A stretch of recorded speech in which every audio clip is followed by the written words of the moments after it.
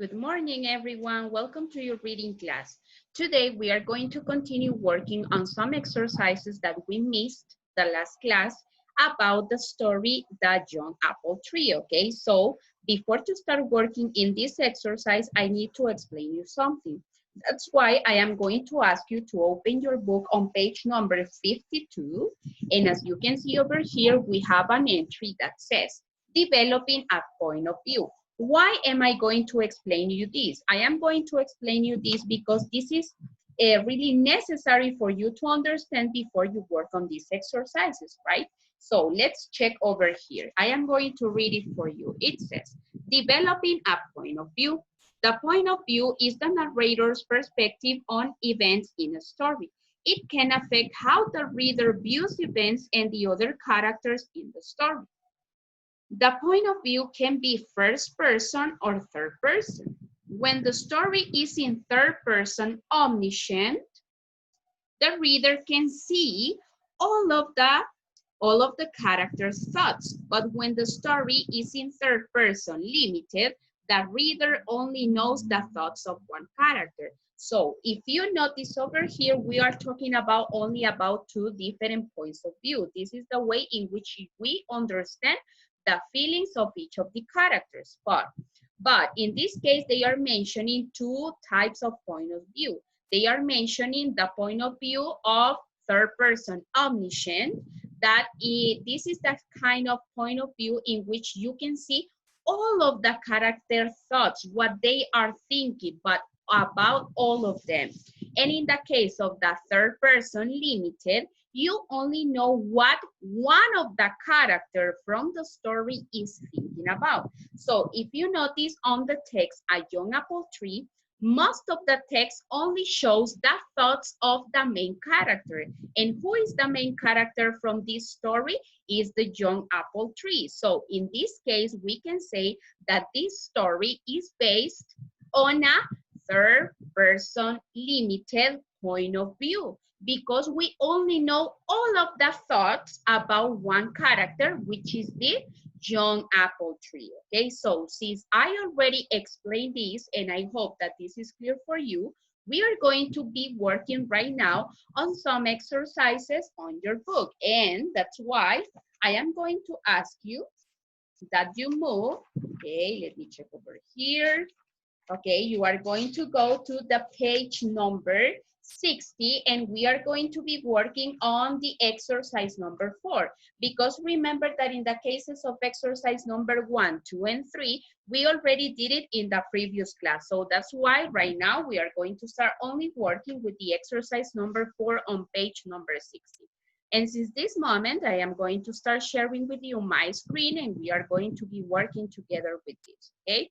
So the first thing that we are going to do is to start checking which are the instructions for this exercise. So it says, number 4, developing a point of view, circle true or false. So in this one, we are going to be reading the sentences and remember that in the case of the points of view, we are going to take into account that they are only two.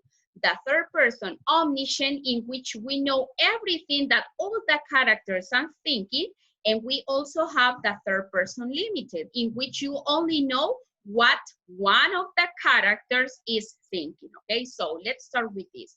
In the number 1, all the young trees' thoughts are presented to the reader. So let's check which is the answer, if it is true or if it is false, okay?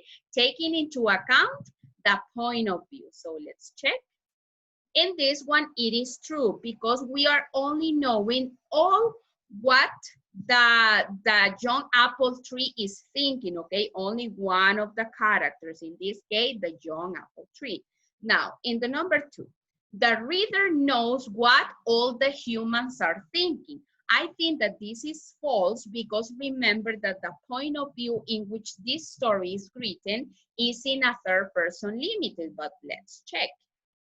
So let me try over here. It is false. Why is it false? Because we don't know everything that the humans are thinking in the story. Remember that in this part, we only know the thoughts of one of the characters, and in this case, it is the young apple tree. Now, in the number 3, The reader knows what the ancient trees are thinking. So let's check. In this one, it is also false because as I told you before, in this part, we are only using the point of view that is limited. And why is it limited? Because we only know the information or thoughts or what one of the characters is thinking from the story, okay? Only about one character. Now, let's continue with the number 4. In the number 4, it says, the young tree tells the story from her point of view. So let's check over here. It is true because this is the same person who is telling us the story. Now, let's continue with the number 5. The narrator speaks in third person limited.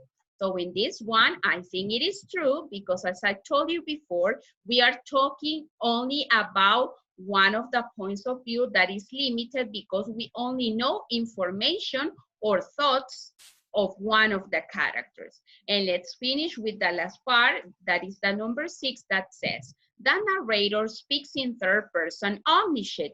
This is false because in the previous question or sentence, they are telling us that it is true that that narrator is speaking in third person limited, okay? I hope that you don't forget this. Knowing the points of view, it is very important when we are reading to understand better the story, okay? So try to take that into account.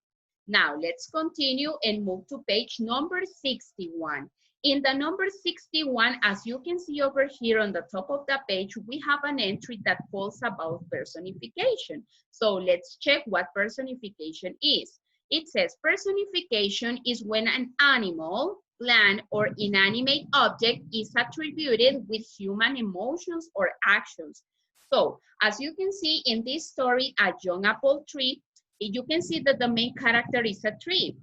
But in this story, this tree is able to see, is able to feel or to speak, but you know that that isn't real in real life, right? So that is an example of personification. Or like in the case of the beehives or the bees that they are wearing clothes when you know that in real world, it is impossible, right? So let's check this one.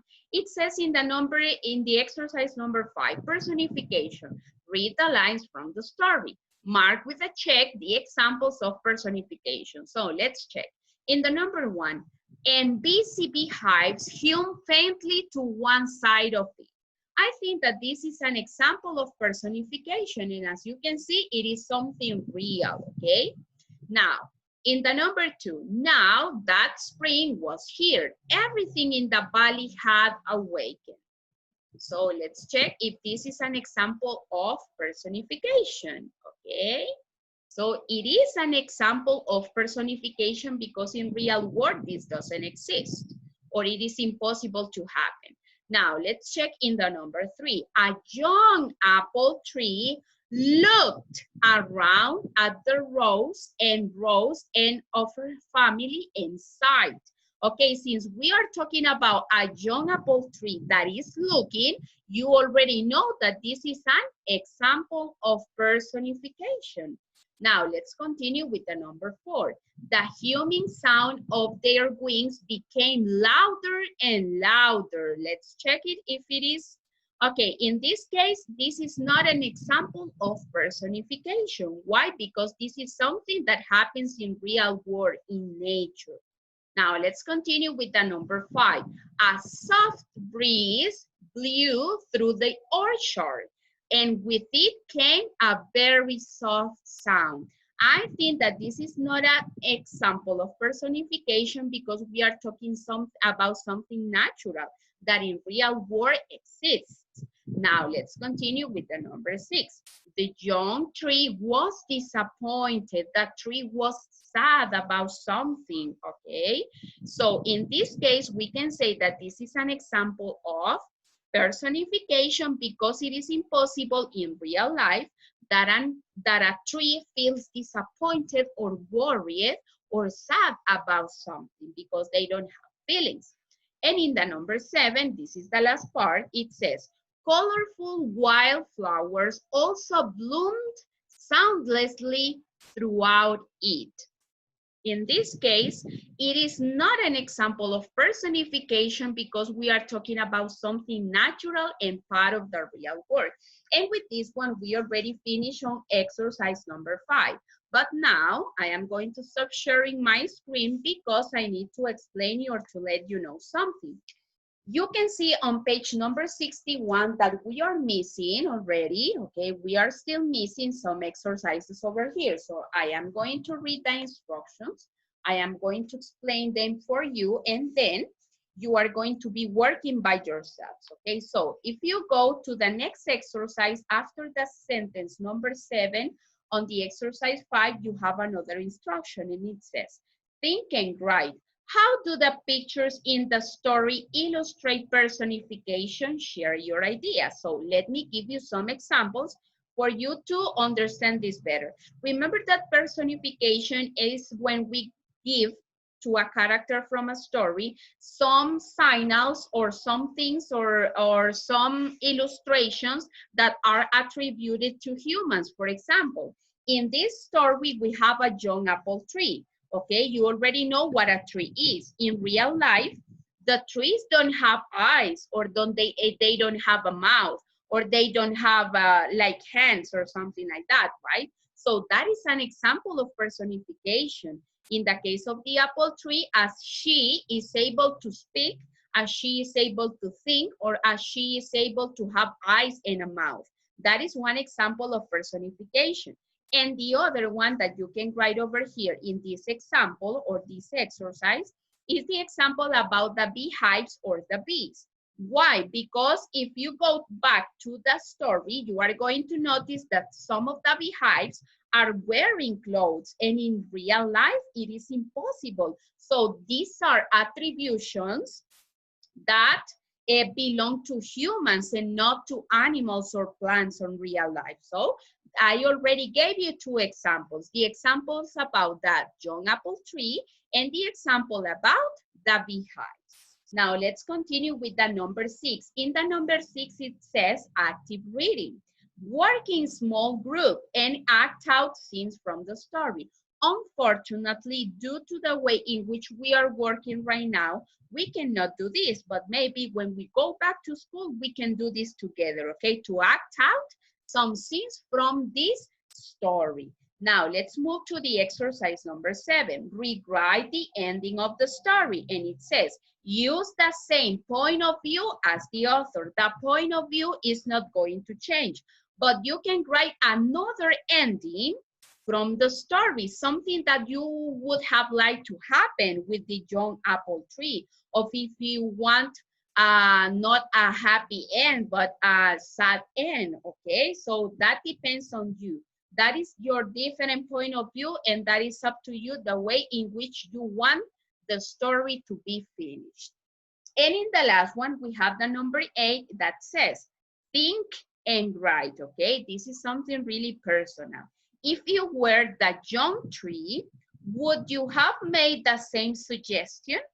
Okay, you have to remember what was the suggestion that the young apple tree gave into the story in order to solve the problem they had, okay? So in that one, you have to write your own point of view. Do you agree what the to the point of view or to the or to the suggestion that the young apple tree did or not? That is something that you have to write over there. And with this one, we are going to finish with the class. And in the next class, we are going to be sharing and discussing your different answers for these exercises. So everyone, I hope that you have a nice day and see you until tomorrow. Bye-bye.